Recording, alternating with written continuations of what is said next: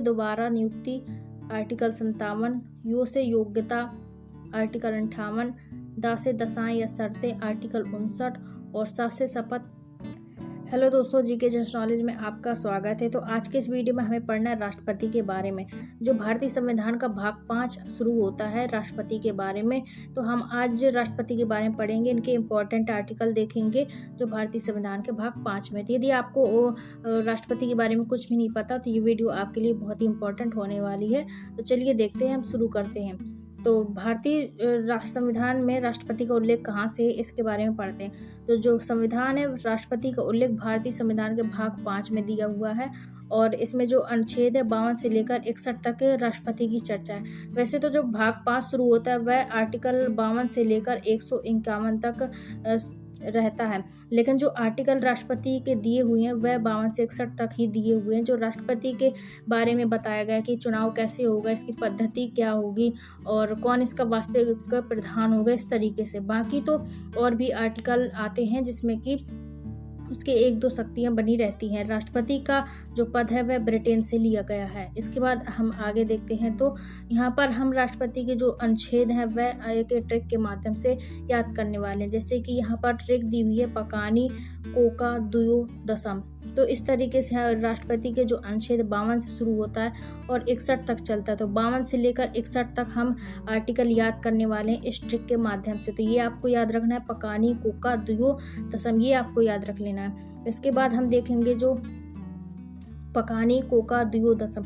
अब पकानी में जो पा शब्द दिया हुआ है वह पा का अर्थ होता है पद। जो आर्टिकल 52 में दिया हुआ है राष्ट्रपति का पद, तो पा से आता है पद आर्टिकल 52, का से आता है कार्यपालिका तो आर्टिकल 53, नी से निर्वाचन आर्टिकल 54, को से कोटा यानी उसकी रीति रिवाज चुनाव की आर्टिकल 55, का से कार्यकाल आर्टिकल 56, दो से दोबारा नियुक्ति आर्टिकल 57, यो से योग्यता आर्टिकल 58, दा से दशाएं या शर्तें आर्टिकल 59 और सा से शपथ आर्टिकल 60 और माँ से महाभियोग आर्टिकल 61। तो यहाँ से हम 52 से लेकर 61 तक आर्टिकल याद करेंगे इस ट्रिक के माध्यम से। पकानी कोका दुयो दशम। तो देखते हैं हम आर्टिकल 52 की तरफ। ये है हमारा आर्टिकल 52। इसमें पहला जो इसमें क्या दिया हुआ है आप देखेंगे, पा से हो जाएगा पद। तो यहाँ पर आर्टिकल 52 में दिया हुआ है राष्ट्रपति के पद के बारे में। इसमें कहा गया है कि राष्ट्रपति का पद होगा जिसमें कि उसके हस्ताक्षर के बिना कोई भी प्रस्ताव पारित नहीं होगा। तो राष्ट्रपति के पद के बारे में चर्चा दी हुई है आर्टिकल 52 में। इसके बाद आर्टिकल 53 शुरू होता है और आर्टिकल 53 इसमें आता है पास का नी, का आ जाएगा यहाँ पर। तो का आया, अब का से होता है कार्यपालिका। तो इसमें आर्टिकल 53 में कहा गया है कि जो कार्यपालिका का नाम मात्र का प्रधान है वह राष्ट्रपति होता है, जबकि जो वास्तविक प्रधान है वह प्रधानमंत्री होता है। वर्तमान में भी आप देख सकते हैं कि नरेंद्र मोदी जी की ही यहाँ पर चलती है। इसके बाद आपने याद रख लिया कि पास से हो जाएगा अनुच्छेद 52 जिसमें कि राष्ट्रपति के पद के बारे में दिया, का से कार्यपालिका आर्टिकल 53। इसके बाद अगला देखते हैं। इसके बाद आ जाएगा नी से हो जाएगा निर्वाचन आर्टिकल 54 में दिया गया है। इसमें कहा गया है कि भारत के राष्ट्रपति के निर्वाचन के लिए एक निर्वाचन मंडल होगा। अब निर्वाचन मंडल होगा जिसमें कि कौन कौन लोग भाग लेंगे इसमें बताया गया है। निर्वाचन मंडल में जो राष्ट्रपति का जो निर्वाचन है वह एकल संक्रमण पद्धति द्वारा अप्रत्यक्ष रूप से गुप्त मतदान होता है। अब ये अप्रत्यक्ष रूप से गुप्त मतदान इसलिए होता है कि जैसे प्रत्यक्ष मतदान हम उसे कहते हैं जो जनता स्वयं डालती है, लेकिन यहाँ पर जनता भाग नहीं लेती है। जनता के द्वारा चुने गए प्रतिनिधि भाग लेते हैं राष्ट्रपति के चुनाव में। तो यहाँ पर चुनाव के बारे में चर्चा है, तो इसमें देखते हैं कि कौन कौन भाग लेते हैं। हो जाएगा लोकसभा और ये सदन है राज्यसभा। इसी तरीके से यहाँ पर विधानसभा और विधान परिषद। तो यहाँ पर भाग कौन कौन ले, लोकसभा लेगा भाग, प्लस राज्यसभा के सभी निर्वाचित सदस्य भाग लेंगे, प्लस विधानसभा के निर्वाचित सदस्य और लोकसभा में 2 एंग्लो इंडियन होते हैं और राज्यसभा में 12 मनोनीत होते हैं। यह 2 भाग नहीं लेते हैं। क्यों नहीं लेते हैं? क्योंकि जब राष्ट्रपति चुने जाते हैं तो राष्ट्रपति इन 12 को और 2 को स्वयं चुनता है, जिसके कारण ये दोनों नहीं लेंगे। यदि ये दोनों लेंगे तो ये राष्ट्रपति के पक्ष में ही चुनाव वोट करेंगे, क्योंकि राष्ट्रपति ने इन दोनों को चुना है, इसलिए ये दोनों भाग नहीं लेंगे। विधान परिषद भी नहीं लेगा भाग यहाँ पर, क्योंकि विधान परिषद का जो मुखिया होता है वह मुख्यमंत्री होता है, तो यहाँ पर विधान परिषद भी नहीं देगा। और एक कारण और भी है कि जैसे कि विधानसभा सभी राज्यों में उपलब्ध नहीं है, इसलिए वह विधान परिषद नहीं लेता है। बाकी लोकसभा, राज्यसभा और विधानसभा और यहाँ पर सभी राज्य के निर्वाचित सदस्य और दिल्ली और पौंडीचेरी के निर्वाचित सदस्य भाग लेते हैं। तो यहाँ तक आपको समझ में आ गया कौन कौन भाग लेते हैं। लोकसभा, राज्यसभा, विधानसभा और सभी राज्यों के निर्वाचित सदस्य और दिल्ली प्लस पौंडीचेरी के जो सदस्य हैं वह भाग लेते हैं राष्ट्रपति के मतदान में। और ये जो मतदान होता है राष्ट्रपति का वह एकल संक्रमणीय अनुपातिक पद्धति द्वारा होता है। ये बहुत ही इम्पोर्टेंट बात है और ये पूछा जाता है कि राष्ट्रपति का चुनाव कैसे होता है। एकल संक्रमणीय अनुपातिक पद्धति का मतलब होता है कि जैसे इसका मतलब होता है कि जैसे चुनाव में 4 लोग खड़े, 1 2 3 4, यदि 4 लोग खड़े हैं तो इस तरीके से वोट कोई नहीं देगा कि जैसे कि हमें इसको दे देना है बाकियों को नहीं देना, इस तरीके से चुनाव नहीं होता। इसमें हमें यदि वोट देना है तो हमें कैसे वोट देना होगा कि जैसे कि 4 लोग खड़े हैं चुनाव में, तो 4 लोगों में से हमें सबको वोट देना है, लेकिन हमें सबको बारी बारी से देना। जैसे हमें 4 ज़्यादा पसंद है तो हमें से 1 नंबर पर रखेंगे, और इसके बाद हमें 2 पसंद है तो हमें से 2 नंबर पर रखेंगे, और हमें 3 पसंद है इसे हम 3 नंबर पर रखेंगे, और ये सबसे कम पसंद है वह हमें 1 पसंद है तो इसे हम 4 नंबर पर रखेंगे। इस तरीके से क्रेडिट देते हैं। जैसे कि हमें जो हमारा प्रतिनिधि हमें पसंद है, हमें पता है कि वह हमारा काम करेगा, तो उसे हम पहला वोट देंगे। इसके बाद बाकी जो बचे होंगे जो प्रतिनिधि उन्हें हम बाद में वोट देंगे नंबर वाइज पर। इस तरीके से यहाँ पर चुनाव होता है। ये ऐसे नहीं होता है कि जैसे 4 लोग खड़े हैं तो चारों में से एक ही को देना पड़ेगा, हमें चारों को वोट देना है, बस हमें एक एक करके देना है कि फर्स्ट स्टार हम इसे देते हैं, सेकंड स्टार हम इसे देते हैं। इस तरीके से हमें सारे प्रतिनिधियों को देना पड़ता है स्टार। तो यहाँ पर आपको ये एकल संक्रमणीय समझ में आ गया। इसके बाद देखते हैं यहाँ पर जो अनुपातिक पद्धति द्वारा चुनाव में खड़े सभी उम्मीदवारों को वर्गीकरण में वोट देना होता है, जो अभी मैंने आपको बताया। तो ये नी से आता है निर्वाचन, ये आर्टिकल 54 में दिया हुआ है। राष्ट्रपति का निर्वाचन होगा जिसमें लोकसभा प्लस राज्यसभा प्लस विधानसभा और सभी राज्य के निर्वाचित सदस्य और दिल्ली और पौंडीचेरी के सदस्य इसमें भाग लेते हैं राष्ट्रपति के चुनाव में। इसके बाद हम देखते हैं और आगे, और इसके बाद आर्टिकल आता है 55। आर्टिकल 55 में ये आता है को। पकानी तो हमारा समाप्त हो गया, अब चलेगा को का। पकाने के बाद आता है कोका। कोका में जो को शब्द है वे आएगा आर्टिकल 55 में। इसका अर्थ होता है कोटा, यानी राष्ट्रपति के निर्वाचन की पद्धति। और लड़ने से पूर्व राष्ट्रपति को 15,000 रुपये जमानत के रूप में जब्त करना पड़ता है RBI के पास, और उसमें से 1/6 भाग उसे वोट प्राप्त करना होता है। 1/6 भाग से यदि उसका वोट कम है तो उसकी जमानत राशि जब्त हो जाती है, और ये अपमानजनक बात होती है। और जो कोटा की जो फॉर्मूला है वह इस तरीके से निकाला जाता है। तो ये पूछा जा सकता है कि इसमें जो पद्धति है वह किस आर्टिकल में है। इसके बाद अब अगला देखते हैं आर्टिकल। इसमें आर्टिकल आ जाएगा 56। तो हमने को का, फिर आ जाएगा का से आता है कार्यकाल।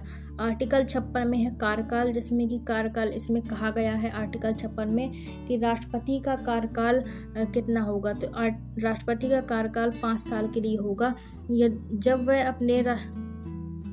अपने राष्ट्रपति के पद पर बैठेगा तो उसी तारीख से 5 वर्ष तक राष्ट्रपति का कार्यकाल चलता है। आर्टिकल 57 दूसरे दोबारा निर्वाचन। आर्टिकल 57 में कहा गया है कि कोई भी व्यक्ति दोबारा निर्वाचित हो सकता है राष्ट्रपति के लिए, जैसे कि डॉक्टर राजेंद्र प्रसाद दोबारा राष्ट्रपति बने थे। इसके बाद आर्टिकल 58 है योग्यता। राष्ट्रपति की योग्यता क्या होंगी राष्ट्रपति बनने के लिए, इसके बारे में देखते हैं। तो राष्ट्रपति बनने के लिए योग्यता होनी चाहिए, क्या क्वालिफिकेशन होनी चाहिए यहाँ पर। पहला, वह भारत का नागरिक होना चाहिए, उसकी जो आयु है वह 35 वर्ष होनी चाहिए, लोकसभा के सदस्य बनने की योग्यता रखता हो और उसमें से 50 प्रस्तावक और 50 अनुमोदक हों, यानी कि जो 50 लोग हैं उस व्यक्ति को सपोर्ट करते हों कि जो राष्ट्रपति बनने के योग्य हो। इसके बाद योग्यता हो गई। इसके बाद आते हैं 59 में दा आता है और दा से होता है दशाएं। 59 में दशाएं यानी शर्त क्या क्या है राष्ट्रपति बनने की। तो पहली शर्त इसमें वह पागल अथवा दिवालिया नहीं होना चाहिए, लाभ के पद पर नहीं होना चाहिए। लाभ का पद मतलब वह सरकारी नौकरी पर नहीं होना चाहिए, संसद या विधानमंडल में किसी का भी सदस्य नहीं होना चाहिए। तो यहाँ पर संविधान में माना गया है कि यदि वह सरकारी पद पर है तो उसे सरकारी पद है तो उसे लाभ का पद कहा जाएगा। यदि उससे पहले वह किसी भी पद पर है तो राष्ट्रपति की शपथ लेने से पहले उसे त्यागना पड़ता है, इसके बाद ही वह शपथ लेगा राष्ट्रपति बनने के लिए। इसके आगे देखते हैं तो इसके आगे आता है शपथ।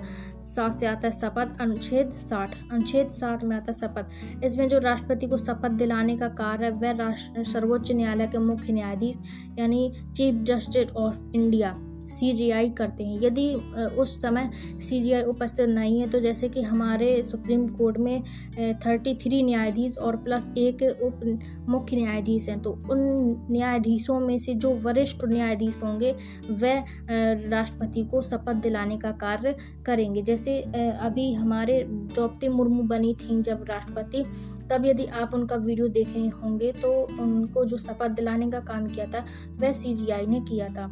इसके बाद महाभियोग देख लेते हैं। माँ से हो जाएगा महाभियोग। ये आर्टिकल 61 में आता है। इसमें क्या है महाभियोग में, तो यहाँ पर देखते हैं महाभियोग शब्द केवल राष्ट्रपति के लिए प्रयोग ही किया जा सकता है। यदि दूसरे के लिए प्रयोग करना है तो उसके लिए कहा जाएगा कि महाभियोग जैसी प्रक्रिया, लेकिन राष्ट्रपति के लिए प्रयोग करना है तो हम कहेंगे कि राष्ट्रपति के ऊपर महाभियोग लगा दो, लेकिन किसी और पर करना है तो कहेंगे कि महाभियोग जैसी प्रक्रिया लगा दो। ये फ़र्क है इसमें, और ये अमेरिका के संविधान से लिया गया है महाभियोग। ये भी क्वेश्चन पूछा जाता है। इसमें जो महाभियोग है वह प्रारंभ होता है 1/4 बहुमत से प्रारंभ होगा, यानी कि 25% सदस्य ने अनुमति दे दी प्रारंभ करने के लिए तो वह प्रारंभ हो जाएगा, और यदि 2/3 बहुमत मिल गया उसे तो वह पारित हो जाएगा, सदस्य के द्वारा पारित हो जाएगा।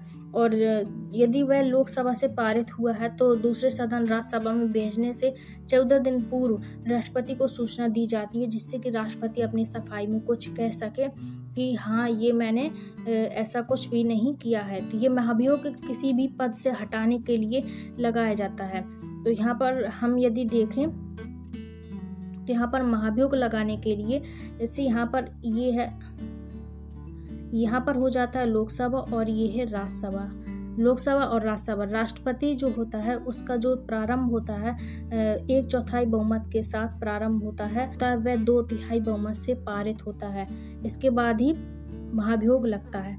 और उपराष्ट्रपति होगा तो उपराष्ट्रपति का जो महाभियोग है वह राज्यसभा से प्रारंभ होगा, क्योंकि उपराष्ट्रपति राज्यसभा का सभापति होता है, इसलिए उसका जो महाभियोग है, महाभियोग जैसी प्रक्रिया राज्यसभा से प्रारंभ होगी।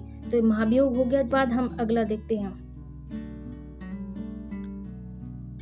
और इसमें राष्ट्रपति की शक्तियों के बारे में हम पढ़ते हैं। राष्ट्रपति की शक्तियाँ, कई शक्तियाँ हैं राष्ट्रपति के पास, जैसे आपातकालीन शक्ति। जब संकट आता है भारत के ऊपर तो 352 आर्टिकल 356 और 360 का प्रयोग करता है। 352 में राष्ट्रीय आपातकाल, 356 में राजकीय आपातकाल और 360 वित्तीय आपातकाल, इनका प्रयोग करके वह आपातकाल निर्धारित करता है। जैसे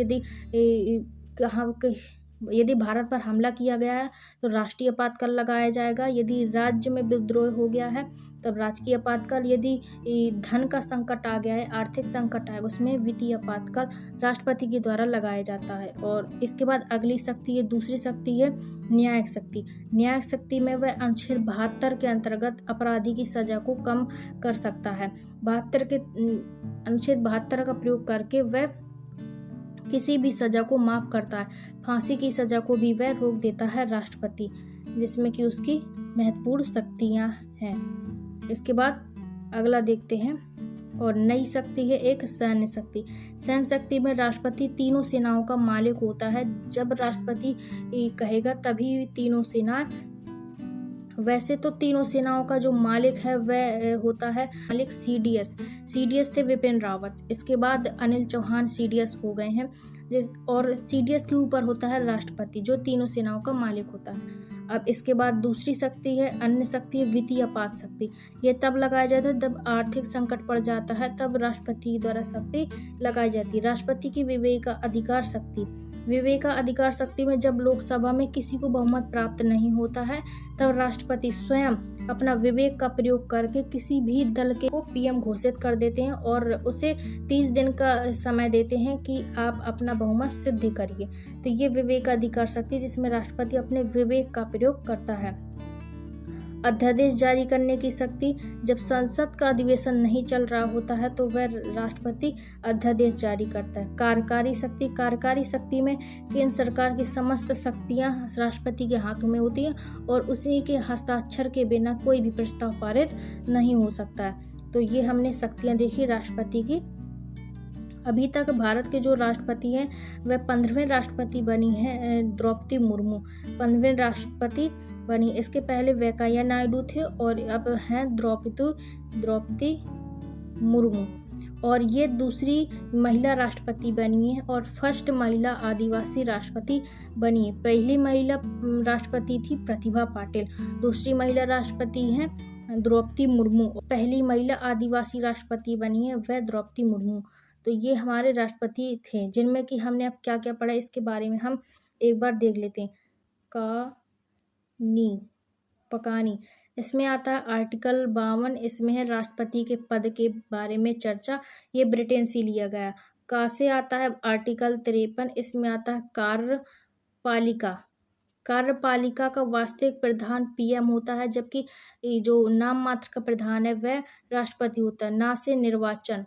आर्टिकल 54 में आता है निर्वाचन, जिसमें लोकसभा, राज्यसभा, विधानसभा और सभी राज्यों के निर्वाचित सदस्य, दिल्ली और पुडुचेरी के सदस्य भाग लेते हैं। ये हो जाएगा पकानी। इसके बाद हम देखते हैं अब कोका के बारे में। पकानी कोका इसमें आता है 55 में आता है कोटा में राष्ट्रपति के चुनाव की पद्धति के बारे में दिया हुआ है। और का से आता है 56, का से कार्यकाल राष्ट्रपति का कार्यकाल 5 ईयर्स के लिए होता है। इसके बाद कोका के बाद दुयु इसमें आता है 57, और 57 में आता है दू से दोबारा निर्वाचित हो सकता है कोई भी व्यक्ति जो राष्ट्रपति बनेगा। और या से आता है योग्यता, जिसमें कि वह भारत का नागरिक होना चाहिए, उसकी 35 वर्ष आयु होनी चाहिए। ठीक है, इसके बाद आता है दुयु हो गया। इसके बाद आता है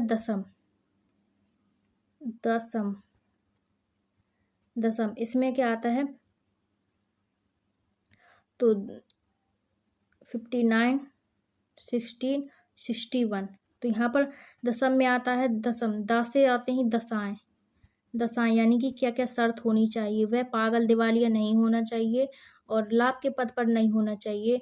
उसके पास वह योग्यता रखता हो लोकसभा के सदस्य बनने की। और 60 में आता है शपथ कौन दिलाता है तो शपथ दिलाता है CGI। इसके बाद माँ से महाभियोग प्रारंभ होता है लोकसभा से 1/4 बहुमत से प्रारंभ होता है, 2/3 बहुमत से पारित होता है।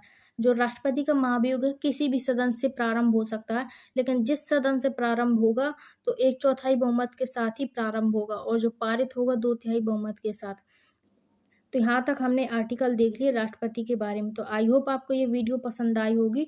तो वीडियो को ज़्यादा से ज़्यादा शेयर करिए, और यदि आपने अभी तक जो भारतीय संविधान के पहले, दूसरे, तीसरे और चौथे भाग नहीं देखे हैं तो आप कमेंट में ज़रूर बताइए, तो उसके बारे में भी मैं अनुच्छेद लेकर आऊँगी। तो तब तक के लिए धन्यवाद। Thank you so much. जय हिंद।